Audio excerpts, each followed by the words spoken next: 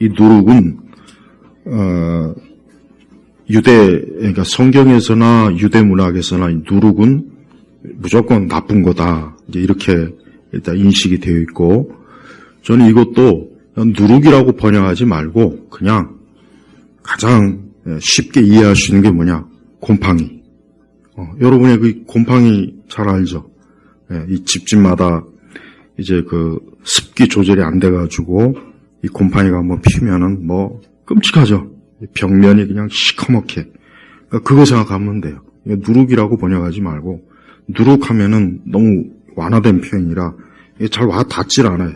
그러니까 주로 곰팡이. 이렇게 하면 훨씬 더 이해하기 쉬울 거예요. 그러니까 하나님께서는 이제 이 고린도 교회에 보니까 쉽게 얘기하면 누룩 같은, 이 곰팡이 같은 어떤 큰 이 사건이 생겼어요. 어떤 사건이냐면 1절에 보니까 어떤 이가 그 아버지의 아내, 근데 여기서 이제 아버지 아내라 그랬지만 모든 주석가들이 공통적으로 얘기하는 게 뭐냐? 첩이다. 첩을 얘기하는 거예요. 우리나라 처음에 선교사들이 들어왔을 때 세례받는 조건 또 하나가 뭐냐? 첩을 두지 말아야 되는 거예요. 만약에 첩을 뒀으면은 세례를 안 줬어요. 그래가지고 이제 그것 때문에 어떤 사람은 세례를 못 받는 사람이 있고, 어떤 사람은 내가 예수님 믿으려면, 그리고 세례 받고 그러려면 이 첩, 이걸 내가 하나님 앞에 끊어야 되겠구나 해서 즉시 끊고 참 세례를 받는. 그러니까 선교사들이 왜 그 선교사들이 우리나라 들어왔을 때 세례 조건이 굉장히 까다로운 이유가 뭐냐? 그만큼 그 당시 우리 그 조선 후기의 사람들이 엄청나게 축첩에다가 그다음에 술에다가 또 뭐 담배 쪄들고 이제 술과 담배가 구원의 조건은 아니지만 문제가 뭐냐? 그러니까 남자들이 술과 담배를 쪄들어 가지고 집안을 내팽개치는 거예요. 가족들을 부양을 해야 되는데 남자들이 특히 노름, 술, 담배, 그다음에 첩, 이게 아주 고질적인 우리 한국의 조선 말기, 조선 말기뿐이 아니에요. 전 시대에 아주 쩌드는 그런 관습이었어요. 그러니까 선교사들이 와서 보니까 이거 안 되겠구나. 그러니까 교회에서 세례문답 철저히 가르치고 성경 읽고 기도하게 하지만 그것으로 세례 주는 것이 아니라, 자, 그러면 당신이 이제 복음을 들었고 복음을 믿었고 하나님 믿는다고 치자. 하나님 믿는다고 당신이 신앙 고백했으면 그러면 당신의 그 삶에 누룩을 제거해라. 누룩. 그게 뭐냐? 첩을 두고 있으면 첩을 정리해야 되고, 만약에 노름에 빠져 있으면 노름에서 손을 떼야 되고, 술과 담배를 하면 역시 그것도 만약에 하지 않으면 세례를 안 줬어요. 그러니까 그 당시 그 선교사들의 기록을 보면은 한국 사람들이 진짜 예수님 믿는 그 결심을 했을 때 그런 부분을 단호하게 정리했다는 기록이 많이 나와요. 그리고 선교사들도 일체의 그런 부분에서 타협이 없었어요. 그러니까 그냥 그래 적당히 세례 받고 나중에 좋아지겠지, 그게 없었습니다. 그만큼 엄격했다는 거예요. 엄격했다는 거예요. 그래서 이제 초기에 우리나라 이 기독교가 왜 강했냐, 왜 그러니까 왜 교회가 그렇게 비록 소수이지만 왜 이렇게 이방 종교를 뛰어넘는 그러한 그 교회의 권능이 있었느냐? 바로 어제까지 술과 담배와 첩질에다가 노름에다가 그냥 막 거의 개나 짐승보다 더 못하게 살던 사람이 어느 날 선교사를 통해서 예수 믿고 예수쟁이가 돼가지고 이제 교회를 들락달락거리더니 이제 그 모든 것들을 확 끊어버리는 거예요. 그것도 그냥 끊는 것이 아니라 진짜 새 사람이 됩니다. 로마서에 나오는 말씀, 또 에베소서 있죠. 새 사람이 되니까 정말 예수 믿는 게 이렇게 사람을 진짜 유교 경전, 공자왈 맹자왈 맨날 공자왈 맹날 아무리 주야로 공자 맹자 찾아도 여전히 그렇게 공맹을 찾던 사람도 계속 첩도 있죠, 노름도 하죠, 술과 담배와 온갖 폐역질을 하는 거예요. 입으로는 공자왈, 맹자왈, 사서오경이니 그런 걸 해도 여전히 그런 악습을 그냥 당연하게 보편적으로 아무렇지도 않게 했던 거예요. 그런데 이 교회가 예수교, 예수쟁이, 그 당시에 이제 서양 귀신이라고 그랬어요. 또 모르는 사람들. 예수 믿고 나니까 선교사들이 교회 입교 세례를 주는 전제 조건이 확실한 세례문답, 교리문답 배우고, 그래서 교리문답도 다 외우고, 그 다음에 성경도 철저히 읽고, 기도 생활하고, 예배 생활하고, 예배도 빠지면 안 줘요. 예배도 철저하게 딱 정해놓은 공예배를 자꾸 들락달락거리면 세례 안 줬습니다. 그것도 안 줬어요. 그러니까 이 초창기에 우리나라 들어온 선교사들이 굉장히 엄격하게 했어요. 아주 엄격하게 했어요.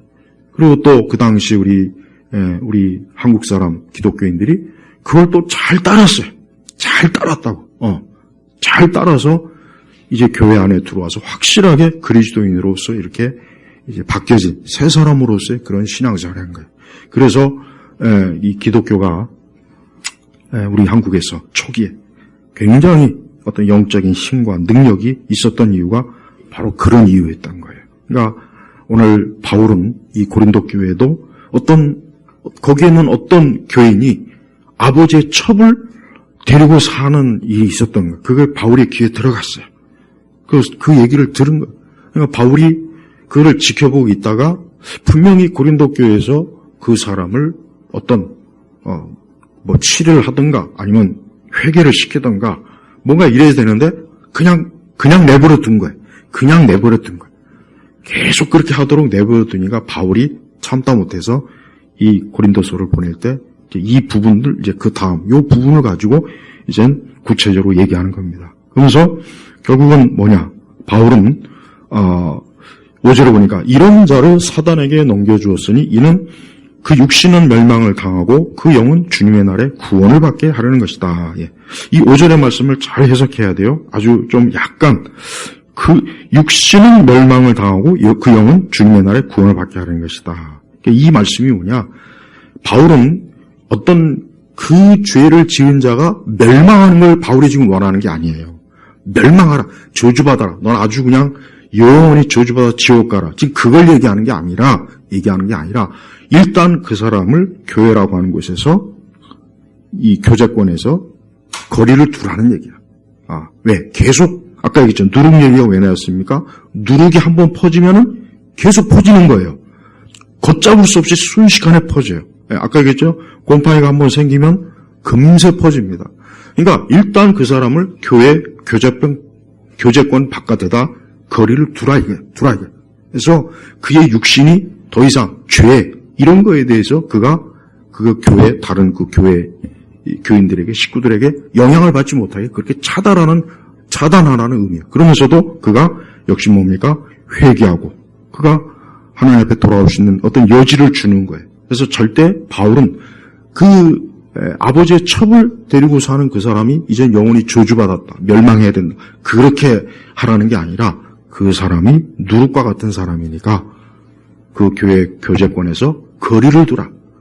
그러나 그의 영혼은 어때요? 그의 영혼은 주님의 날에 구원받도록 교회가 회개시키고 돌이키도록 그렇게 바울이 지금 조치를 취하는 거예요. 그러니까 이거는 사실 이미 바울 사도가 이러한 서신을 띄우기 전에 고린도 교회가 자체적으로 그렇게 했어야 되는데 고린도 교회는 지금 굉장히 많은, 이거 말고도 많은 문제들이 아주 굉장히 많으니까 이러한 일에 아예 신경을 쓰지 않았던 거예요. 그래서 바울이 이 고린도서를 보내면서 그러한 자는 육신은 멸망, 그러니까 육신의 죽음을 그가 육신적으로 혹 그로 인해서 죽음을 당한다 할지라도 혹 그의 영혼은 돌이켜서 회개해서 구원받을 길을 마련하라.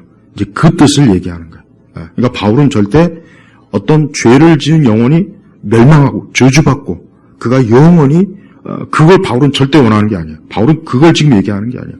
그러면서도 바울은 고린도서 6장 그 9절 10절 보면은 자 거기 한번 보겠습니다. 또 그럼 누룩이 뭐냐 좀 더 구체적으로 6장 9절 10절 보면은 너희는 불의한 자가 하나님 나라를 상속받지 못할 줄을 알지 못하느냐. 여기서 그 불의한 자하고 이 누룩하고 영적으로 같은 얘기예요. 같은 얘기. 그러면서 속지 마라. 음행하는 자나 우상 숭배하는 자나 간음하는 자나 남성 동성애자나 동성 연애하는 자나. 그러니까 동성애자를 다 지칭하는 거예요. 남녀 모두가 마찬가지입니다. 또 도둑질하는 자나 탐욕을 부리는 자나 술 취하는 자나 남을 헛뜯는 자나 약탈하는 자는 뭡니까? 하나님 나라를 상속받지 못할 것이다. 너희 가운데 이 같은 자들이 덜어 있었으나 너희는 주 예수 그리스도의 이름과 우리 하나님의 성령으로 씻음을 받았고 거룩하게 되었으며 의롭다 하심을 얻었다. 그러니까 바울은 고린도전서 5장에서 분명히 7절에 보니까 너희는 누룩 없는 자들로서, 이 누룩 없는 자들이라는 게 뭐냐면 바로 이와 같은 죄를 너희는 이미 회개했다 이거죠. 그래서 유월절이신 그리스도께서 희생을 당하셨다 하는 내용이 거기서 나오는 것이고, 유월절 어린 양이 뭡니까? 유월절 어린 양이 출애굽기에 보면은 이스라엘이 애굽에서 하나님이 애굽을 심판할 때 이스라엘 백성들을 어때요? 그 이스라엘 백성들을 보호하기 위해서, 지키기 위해서 어때요? 각 이스라엘 집마다 문설주에 어린 양의 피를 바르라 그랬단 말이에요. 그래서 그 하나님의 영이, 성령이 그 애굽 전역을 이렇게 하나님의 심판, 죽음의 심판을 할 때 그 피가 있는 집은 넘어간, 그게 이제 유월절이란 말이에요. 자, 예수님의 십자가가 바로 유월절이에요. 예수님의 십자가의 사역이 유월절이라고요. 그래서 그 피로서 하나님의 재앙이 이스라엘 집에는 내리지 않았어요. 그 대신 애굽의 집은 어때요? 바로의 집부터 해가지고 전부 다 애굽의 장자들이 어때요? 다 죽음과 멸망을 당했잖아요. 그러니까 오늘 우리 신약교회 성도들도 유월절 어린 양 대신 그리스도의 희생으로 우리의 누룩이 어때요? 그분이 덮어준 거예요. 그리고 우리의 죄가 씻겨진 거라고요. 그러니까 또다시 그 누룩이 너에게 들어오지 못하게 해야 된다. 그래서 11절을 보니까, 그래서 6장 11절입니다. 너희 가운데 이 같은 자들이 덜어 있었으나, 그래, 고린도 교회 교인들도 이 같은 자들이 있었던 거예요. 어떤 자? 동성애자. 근데 오늘날 교회 안에서 동성애를 이제 보편적으로 허용합니다. 이제 동성애에 대해서 교회가 이제 얘기하기 시작하면은 굉장히 지금 그거에 대해서 아주 거센 반발을, 신학교나 신학대학교는 보통 심각한 게 아니에요. 그런 얘기를 하면은 고소 고발 당하고 학교에서 쫓겨나는 그런 일도 벌어지고 있어요. 진짜 그러고 있습니다. 그러니까 이게 지금 이제 교회 안에도 침투에 들어오고 있어요. 아직은 우리나라 국회에서 제정되지는 않았지만 우리나라도 지금 국회에서 계류되고 있는 그 평등 차별금지법이 만약에 본격적으로 들어오게 되면은 우리는 만약에 교회에서 이제 이런 동성애가 봐라, 이 성경에 하나님 나라를 상속받지 못한다고 했지 않냐 하면은 그게 결국은 뭡니까? 차별이 돼버리는 거예요. 이제 차별이 돼서 이제 이 교회가 동성애자를 차별했다 해가지고 결국은 이제 법적으로 고소를 당하든가 고발을 당하든가 벌금을 물든가 그러겠죠. 또 미국에서 주로 쓰는 수법이 뭡니까? 동성애 커플이 와가지고 목회자한테 우리 주례를 좀 서달라 하면은 제정신 가진 목회자는 난 동성애자를 주례를 못 서겠다.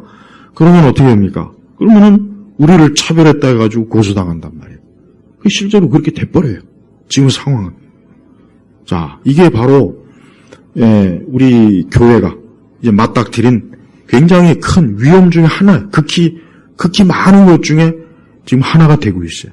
하지만 분명히 고린도 6장 9절에 보면은 속지 마라 그래서 속지 마라. 그러니까 쉽게 얘기하면 아무리 어떤 말로 해도 세상이 하나님께서 분명히 불의한 자가 하나님에 들어가지 회개하지 않는 이상 그 누룩을 그리스도의 피로 씻지 않으면 그 사람은 절대적으로 심판을 받는다. 그러니까 아무리 어떤 말로 포장을 해요. 그걸 철학이나 윤리나 이렇게 주로 철학으로 아무리 어떤 말로 포장을 해도 속지 말아라 이게. 우리 그리스도인들은 속으면 안 돼. 왜 속으면 안 되냐? 사실은 굉장히 합리화하고 있어요. 교회가 지금 어느 지경까지 왔느냐? 야, 아니 하나님은 사랑이신데 우리가 다 그리스도 안에서 다 하나님이 용서하시고 사랑하시는데 왜 동성애자를 차별하느냐? 그게 하나님의 사랑하고 맞지 않는다. 유배가 된다. 그래서 또 동성애자들은 굉장히 자기 자신을 어때요? 차별받는 자로서, 약자로서 또 행사하단 말이에요. 그러다 보니까 은연중에 많은 우리 교회가 이 동성애자를 전에는 적극적으로 교회는 동성애가 아니다라고 했지만 이제는 중도, 이것도 아니고 저것도 아니고 지금 중도층이 굉장히 많아요. 그러니까 선뜻 동성애자가 그럼 이렇게 얘기해요. 그럼 이런단 말이에요. 또 그럼 동성애자는 구원받지 못하냐? 구원받지 못하죠. 그러면 또 이렇게 얘기합니다. 왜 동성애만 죄냐? 다른 죄도 많은데 왜 동성애만 유독 구원받지 못하느냐? 이렇게 또 대든 거예요. 그럼 또 거기에 대해서 선뜻 뭐라고 못해요. 근데 그게 아닙니다. 분명히 구약에서도 그렇고 여기 신약에서도 그렇고 구체적으로 하나님께서 이 지목한 이 죄에 대해서 다른 것도 똑같아요 사실. 그래서 이것만 있는 게 아니라 우상숭배, 도둑질, 탐욕, 술취, 한 자, 남을 헐뜯는 자, 약탈하는 자. 이 사람들 다 뭡니까? 하나님 나라를 못 간다고 했잖아요. 그러니까 동성애자는 못 간다고 교회가 언제 얘기했습니까? 다른 것도 다 얘기했단 말이에요. 그러니까 우리가 속으면 안 돼. 그러니까 저 사람들의 그 잘못된 논리를 잘 간파해야지. 잘못하면 왜 교회가 동성애자만 차별하지? 아니죠. 언제 교회가 동성애자만 언제 차별했습니까? 아니에요. 그리고 차별을 한 게 아니에요. 차별을 하라고 하나님께서 이 말씀을 주신 것이 아니라 그 죄를 짓지 말아라. 회개해라. 돌이켜라. 하고 이 말씀을 주신 거지. 성경에 어디 차별하라는 말 성경에 어디 있습니까? 우리가 언제 차별했습니까? 그런데 이 동성애를 오해하는 이 기독교 좌파들은 교회가 동성애자들을 차별했다. 자꾸 그렇게 대들어요. 그러니까 그 말이 먹혀 들어가는 거예요. 우리가 어떻게 저 형제와 자매를 차별하느냐. 차별한 게 아니에요. 하나님께서 금하신 것을 하지 말아라. 그 죄를 짓지 말아라. 아니 그 죄를 회개하라. 그렇게 말한 거예요. 그러니까 저들이 하는 말을 저들이 얼마나 왜곡된 말을 하나님의 말씀을 비틀어서 왜곡된 말을 하는지를 잘 알고 있어야 되는 거예요. 네. 그래서 바울은 바로 이와 같은 죄가 뭡니까? 다 누룩이에요. 누룩. 그래서 이 누룩은 결국 뭡니까? 그냥 내버려두면 그 누룩이 다 퍼지는 거예요. 다 퍼지는 거예요. 그래서 바울은 고린도 교회가 이와 같은 누룩의 죄를 짓고 있는 자를 왜 가만히 내버려두느냐? 왜 그를 회개시키거나 돌이키거나 그 죄를 끊게 하지 못하고 왜 계속 그냥 교회 안에서 두고 있느냐? 그렇게 하지 말라는 거예요. 그렇게 회개하지 않고 돌이키지 않고 계속 그렇게 한다면 그를 뭐라고 했습니까? 13절에 보니까 너희 가운데서 그 악한 자를 뭡니까? 내쫓으라 그랬다. 악한 자. 계속해서 이와 같은 죄를 짓고 그 죄를 끊지 않고 돌이키지 않고 여전히 그 죄에 대해서 분명히 경고했고 분명히 그 교회 안에서 그 부분에 대해서 그걸 다뤘는데도 그 죄에 대해서 돌이키지 않으면 어때요? 내쫓으라 하는 거예요. 근데 고린도 교회는 아무것도 안 한 거죠. 아무것도 안 한 거예요. 그냥 내버려둔 거예요. 그래서 바울이 얘기하길 그래서 이 누룩의 비유를 한 거예요. 그래서 8절에 보니까 5장 8절이요. 그러므로 우리는 묵은 누룩이나 악의와 악독의 누룩으로 절기를 지키지 말고 오직 순결하고 진실한 뭐라고 했습니까? 누룩 없는 빵으로 지키자. 쉽게 얘기하면은 하나님 앞에 거룩하고 정결한 온전한 신앙과 믿음으로 주님을 섬기자 하는 뜻입니다. 근데 사실은 이 현대 이 복음주의 교회들의 가장 큰 문제가 뭐냐? 이와 같은 누룩을 이 고린도 교회처럼 성경에 나온 이 고린도 교회처럼 그냥 방치하거나 그냥 모른 척하거나 그냥 이것을 그렇게 크게 아예 다루지 않거나 하는 일들이 사실은 교회 안에 많이 있습니다. 그래서 분명히 아까 6장 9절 10절 즉 이와 같은 이런 죄를 지었는데 이런 이들에게도 세례를 주고 이런 이들에게도 직분을 주고 이런 이들에게 구체적으로 거기에 대해서 돌이키라 그걸 권면하거나 그런 부분에 대해서 단호하게 뭔가 좀 이렇게 신앙적인 그런 것들을 해야 되는데 그냥 내버려 두는 거죠. 그냥 내버려 두는 거예요. 그럼 어떻게 됩니까? 아까 얘기했지만 누룩, 곰팡이는 계속 퍼지는 속성이 있어요. 곰팡이는 누룩은 절대 가만히 있질 않아요. 계속 이게 어때요? 퍼지게 돼 있어요. 그래서 이런 것들이 퍼지기 시작하면 결국은 그리스도의 거룩한 몸이 어떻게 되겠습니까? 거룩한 몸이 결국은 부패하고 더러워지고 무너지게 돼 있는 거예요. 고린도 지역은 굉장히 이게 심합니다. 이 고린도 지역은 그 고린도 지역 자체, 고린도 지역뿐만 아니라 당시에 로마와 그리스 로마의 그 문화를 받고 있는 그 지역은 이런 아까 얘기했지만 이런 것들이 엄청나게 심해요. 특히 고린도 지역은 유난히 더 심해요. 유난히 더 심합니다. 고린도 지역이. 이것은 굉장히 상업도시고 무역도시예요. 그러니까 굉장히 그 다양한 민족과 종족들이 그 고린도라고 하는 지역에 많이 들어와요. 그러다 보니까 어떻게 됩니까? 당연히 사치와 방탕. 얼마나 많은 술집이 있었겠으며 또 많은 어떤 좋지 못한 그런 음행하는 집들이 이 서울 시내에 쫙 깔려 있는 것처럼. 여러분 서울 시내 보면 밤에 노래방 같은데 이렇게 밤늦은 시간에 이렇게 봐요.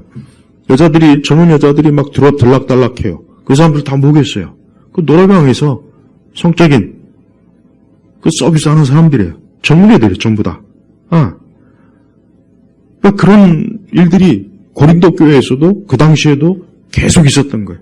근데 바로 고린도 교회가 그러한 일에 영향을 지금 받고 있었던 거예요. 그러니까 바울은 그냥 교회 안에서 어떤 도덕적, 윤리적 문제를 가지고 뭘 하지 마라. 그 얘기가 아닙니다. 그 얘기가 아니라 이 그리스도의 몸된 교회는 너희도 알다시피 아니 예수님의 피로 씻었고 그리스도의 피로 정결하게 했지 않냐. 너희는 누룩이 없는 거룩한 몸인데 그래서 교회가 형성이 된 건데 근데 그 교회 안에 일부 누군가가 아니 아버지의 첩을 데리고 산다. 그래서 바울은 이런 일은 심지어는 뭐냐 이방인 가운데서도 없는 일이다. 그러니까 이방인들조차도 그런 부끄러운 짓은 하지 않는데 교회 안에 그런 이들이 있다. 이게 바로 뭐예요? 누룩이라는 거예요. 누룩. 그러니까 이런 누룩이 있으면 안 돼. 교회도 그렇고 우리의 가정도 그렇고 이러한 누룩들이 사실은 어떻습니까? 사실은 지천에 깔려 있어요. 우리가 살고 있는 이 사회가 어때요? 겉보기에 별 문제 없어 보이지만 그러나 아까 얘기했지만 고린도전서 6장 9절 10절 이러한 죄를 짓는 이러한 사람들이 우리 사무실 안에도 있고 우리 회사 안에도 있고 우리 집 안에도 있을 것이고 우리 이웃 가운데 있을 것이고 학교에도 있을 것이고 요즘 카페 만화방은 중고등학교 모텔이래 모텔. 요즘 그 만화방 있잖아 만화 카페. 거긴 중고등학교 애들이 그냥 거의 모텔로 그냥 사용한대요. 지금 이런 지경이에요. 그러니까 이게 그러니까 앞으로 우리 중고등학교 아이들 둔 부모님들은 애가 만화방 카페 간다 하면은 결사반대해야 돼 아주 그냥. 집에서 보라고. 내가 대신 만화 대해줄 테니까. 이게 지금 문제가 커요. 엄청 커요.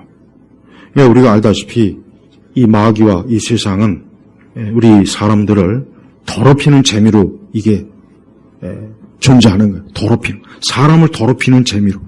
그래서 사람들을 어떻게 하면 더럽히고 죄에서 빠져나오지 못하게, 죄에서 해방되지 못하게, 죄에서 자유를 얻지 못하게 계속 그 노예의 자리에 너 그대로 있어라. 그 얼마나 재밌냐? 얼마나 재밌고 좋냐? 우리 성도들은 이런 노래방 절대 가지 마세요. 그게 아무리 사업상이고 절대 그건 가면 안 돼.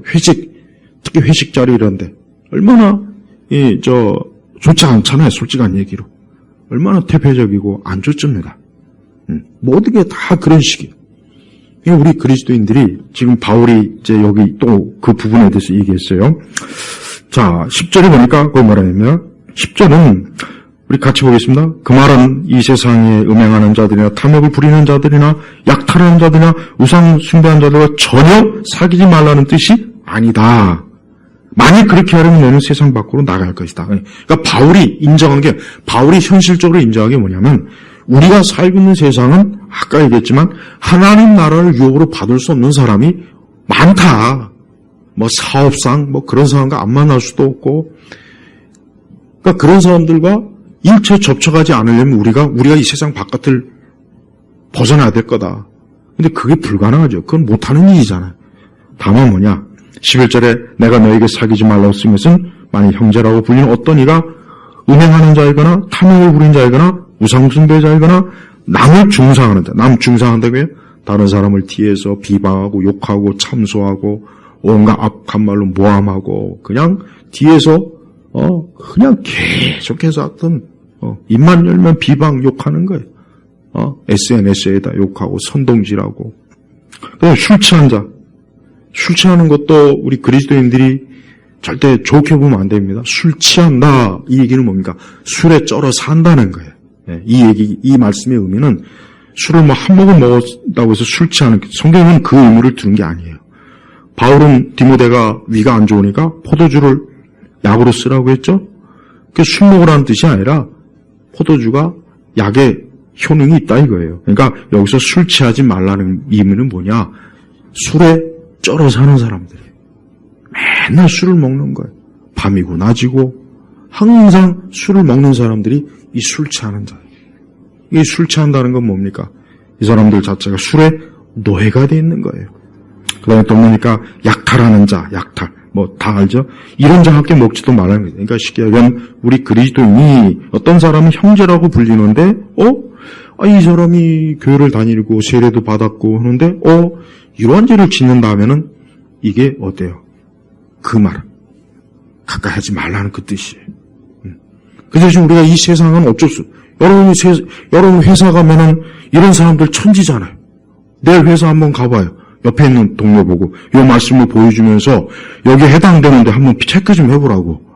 그랬다가 또 큰일 나겠죠. 또 싸움 나겠지. 직장에서 또 난리 날 거야. 그렇지만 어쩔 수 없어요. 이 세상은 뭐 이런 사람들 한둘이 아니잖아요.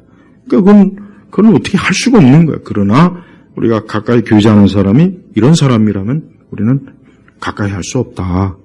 그리고 오히려 어떻게든 그를 회개시키고 돌이켜서 이러한 죄를 지으면은 하나님 나라를 유업받지 못한다고 했지 않느냐. 그러니까 빨리 이 죄를 끊고 돌이켜라. 그러면 되는 거예요.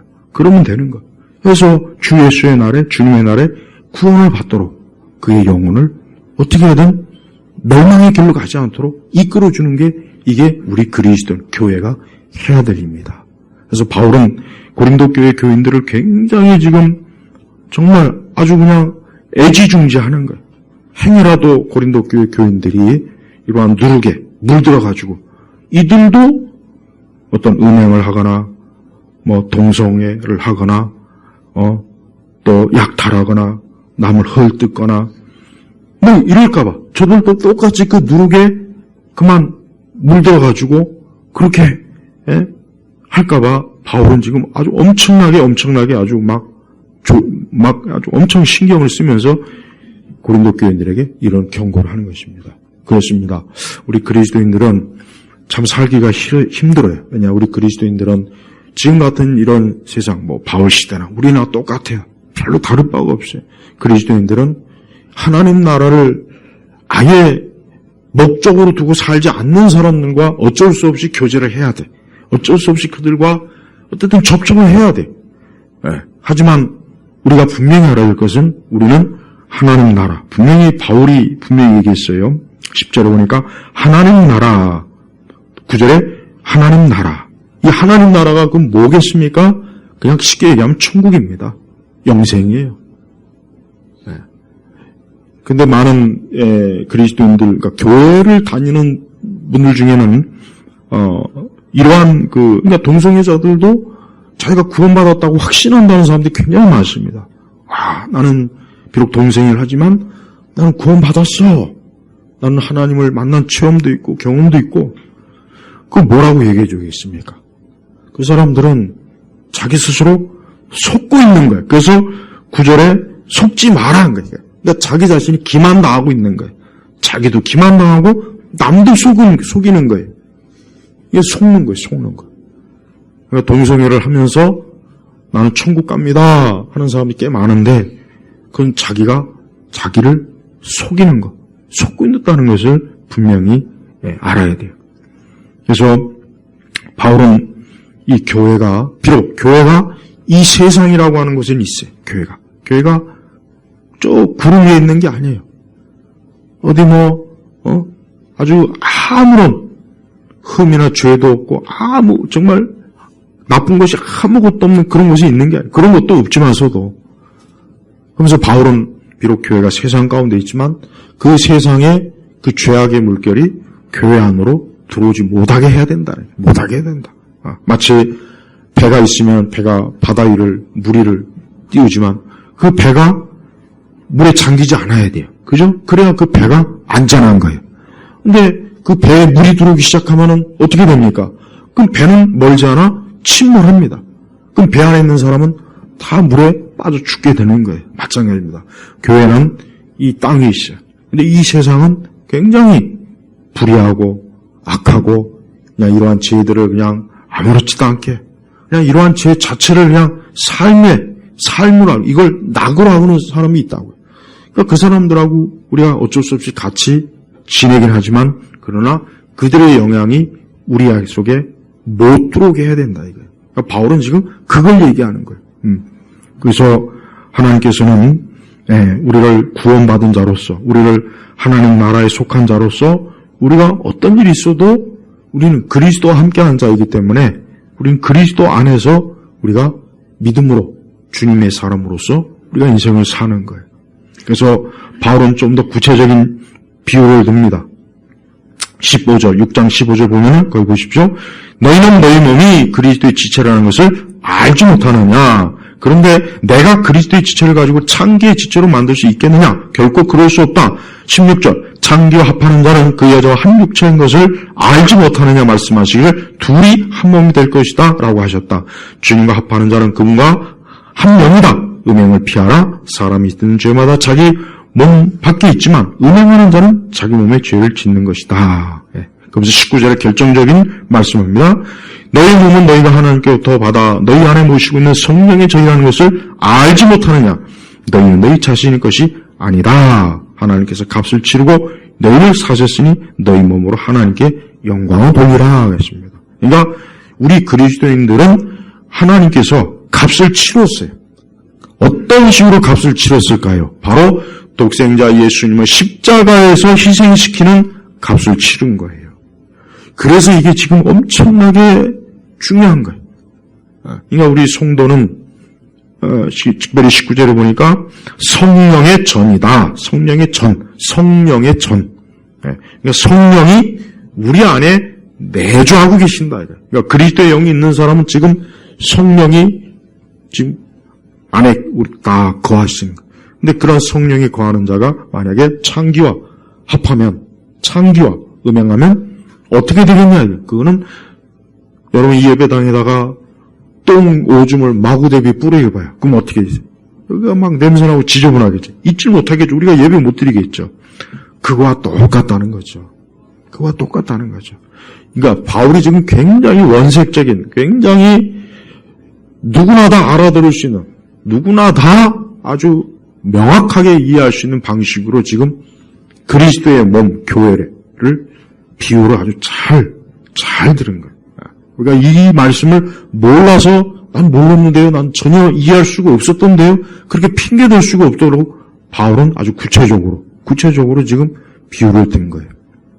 그래서 이 누룩이 더 이상 어때요?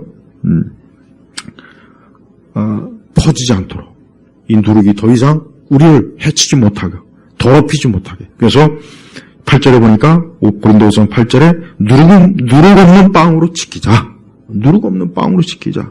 그러니까 오염되지 않은 것. 죄와 악으로 그리스도의 피로 깨끗이 씻어서 깨끗한 빵. 우리가 그 성전에, 구약시대 성전에 보면은 진설병, 깨끗한 빵을 날마다 하나님 앞에 성전에 올려야 되는 거예요. 그 빵은 흠이 있으면 안 되는 거예요. 똑같아요. 우리 예수님 믿는 사람은 거룩한 성전에 있는 성전. 우리는 성전이. 그래서 성도들이 항상 자기 자신이 나는 성전이다.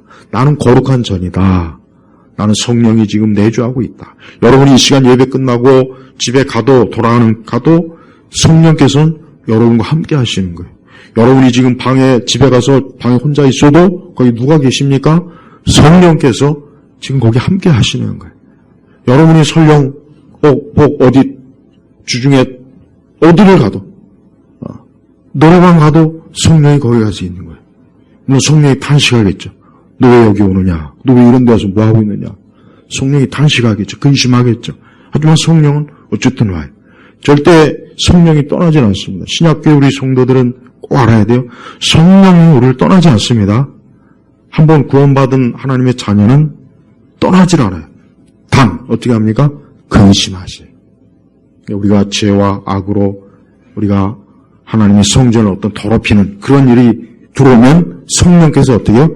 탄식해요. 계속 탄식해요. 근데 영적으로 분명히 알아요. 성도는 알게 돼 있어요.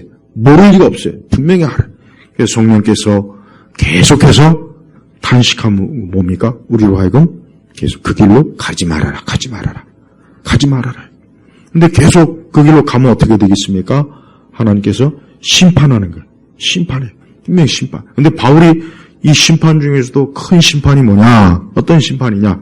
결국은 성도 자칫하면은 하나님께서 그 생명을 거두어가는 심판도 하실 수가 있다. 그래서 아까 육신은 멸망을 당하고 하는 이 말이 그 의미도 있어요.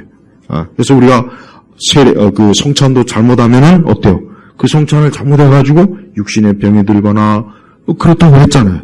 우리가 이 고린도서에 보면은.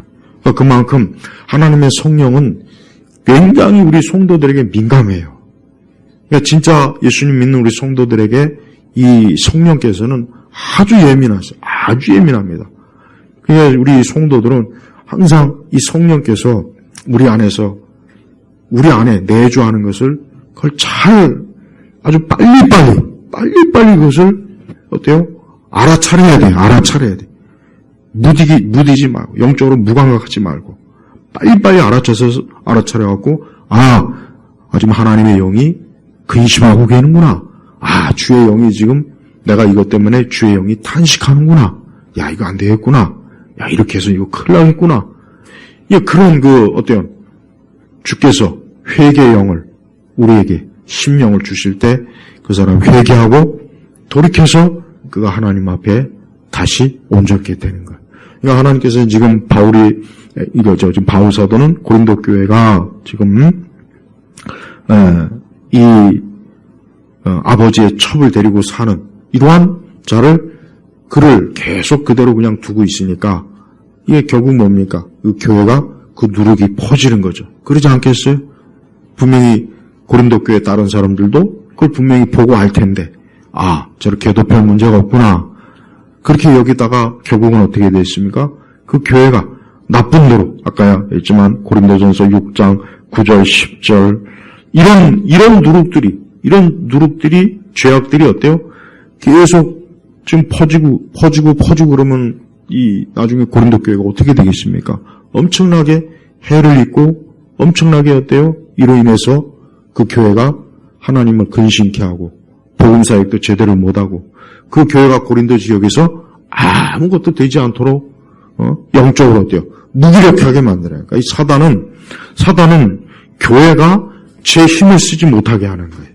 그러니까 교회를 힘을 빠지게 하는 게 여러 가지가 있어요. 여러 가지가 있는데 이 5장, 6장은 그 중에 바로 뭡니까? 바로 그 교회 하는 성도들이 하나님이 기뻐하지 않는 성령께서 근심하고 탄식해하는 이러한 죄들을 짓게 할 때 그때 이제 교회는 힘이 쫙 빠지는 거예요. 그러니까 교회의 힘은 영적인 데 있어요. 그건 분명합니다. 우리가 알아야 될 것은 교회의 힘은 육적인 데 있질 않아요. 근데 오늘날 교회는 교회의 힘을 외적인 데 자꾸 돼요. 예를 들면 숫자가 많다, 뭐 교회가 크다, 규모가 크다, 뭐 큰 예배당 건물이 있다. 지금은 교회의 힘을 그거로 둡니다. 다 그거로 둡니다. 그렇게 안 두는 교회 진짜 없어요. 다 그거로 돼. 근데 우리 주님은 그거로 교회를 둔 적이 없어요. 오히려. 이거 우리가 분명히 알아야 돼요. 교회가 무엇이 힘이냐. 교회 진짜 힘이 뭐냐 이게. 뭐냐 이거예요. 이게 성령 하나님께서 어떤 힘을 우리에게 주시는가. 어떤 외적인 힘을 주려고 하시는 것이 아니라 바로 우리를 어때요? 누룩을 제거하는 거예요. 누룩을 제거하는 거예요. 그래서 누룩을 이 제거함으로 우리는 더 이상 어때요? 하나님 앞에 죄가 우리를 좌지하지 못하는 그러한 믿음으로 우리가 사는 겁니다. 그래서 성도들은 매일매일의 삶을 어때요? 누룩을 제거하는 그러한 회개의 삶, 또 말씀, 기도. 성경의 말씀처럼 기도와 말씀으로 거룩해진다고 했어요. 그렇죠? 기도와 말씀으로 거룩해진다. 그래서 우리 성도들이 아까도 얘기했죠. 그 고린도서 5장 후반부에 보면은 도대체 이 세상에 만약에 우리가 만약에 거룩하고 경건한 사람들만 만약에 교제한다면 우리가 살 수가 없다는 거예요. 차라리 이 세상을 떠날 수밖에 없는데 그럴 수가 없잖아요. 그러니까 어떻게 합니까? 우리 자신이 이 세상에서 누룩이 우리에게 영향을 미치도록 날마다 어떻게 됩니까? 말씀과 기도로 거룩해져야 됩니다. 그래서 누룩을 제거하는 방식은 다른 게 아니에요. 항상 말씀이 우리에게 있어야 돼요. 늘 말씀이 있어야 됩니다. 그 다음에 기도입니다. 만약에 우리가 아무리 성령으로 거듭나고 아무리 우리가 교회를 다녀도 기도와 말씀이 없으면 어떻게 되느냐면은 이 누룩이 우리에게 계속 영향을 줘요. 분명히 영향을 줍니다. 이 누룩이 영향을 안 줄 수가 없어요. 그래서 영적으로 살아있는 성도는 이 누룩이 내 삶에 들어오지 못하게 계속해서 아침 저녁으로 계속해서 부지런히 말씀과 기도로 깨어 있어야 될 이유가 이 누룩 때문에 그런 거예요. 누룩. 그러니까 바울은 이 고린도 교회가 어떤 교회인지를 저들에게 잘 이해시키는 거예요. 그래서 7절에 우리의 유월절강이신 그리스도 희생을 당하셨다. 아니 고린도 교회가 너희들이 예수님의 그 희생을 통해서 너희가 이렇게 구원받고 거룩한 자녀가 됐는데 아니 왜 이렇게 그 누룩이 있느냐? 왜 그 누룩을 방치하느냐? 왜 그 누룩을 제거하지 않느냐? 계속해서 바울이 지금 고린도 교회 우리 성도들에게 안타까운 그 심정을 지금 증가하는 것입니다. 그렇습니다. 우리 교회가 이 세상은 이 죄와 악의 이 누룩으로 그래서 8절에 보니까 악의와 악독의 누룩으로 이 땅에 있는 불신앙의 사람들은 악의와 악독의 누룩으로 자기 자신을 더럽히고 자신을 파멸시키는데 우리 그리스도인들은 거기서 우리는 건짐을 받고 우리는 어때요? 하나님 나라를 유업으로 얻는 자가 되지 않습니까?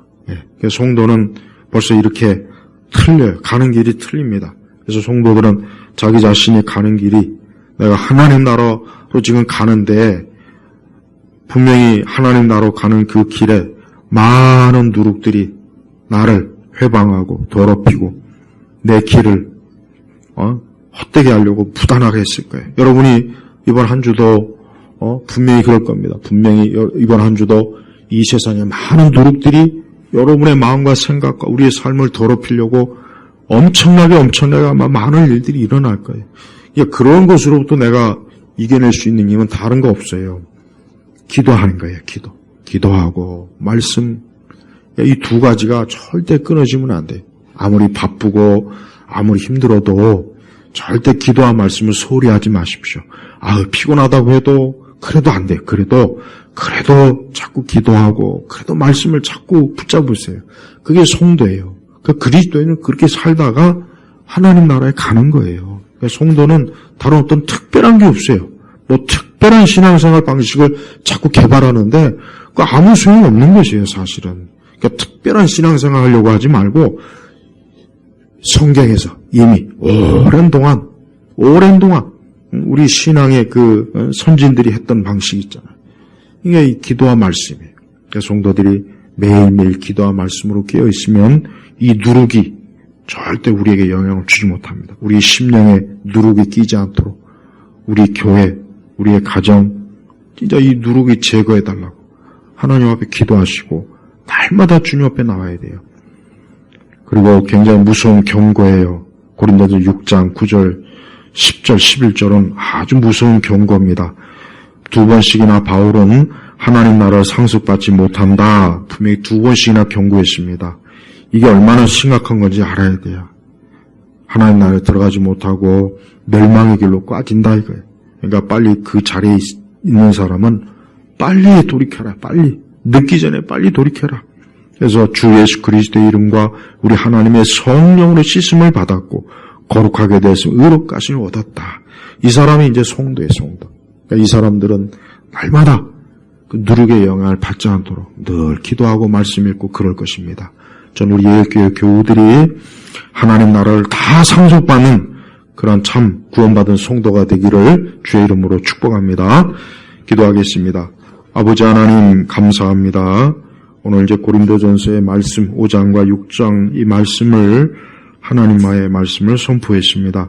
오늘 우리 교우들이 이 말씀을 듣고 또 이 말씀을 듣는 모든 이들이 우리 삶의 누룩이 없기를 또 항상 기도와 말씀으로 깨어있고 회개하고 그리스도의 피로 씻음받는 그러한 참 주의 나라의 백성이 되도록 이끌어 주옵소서.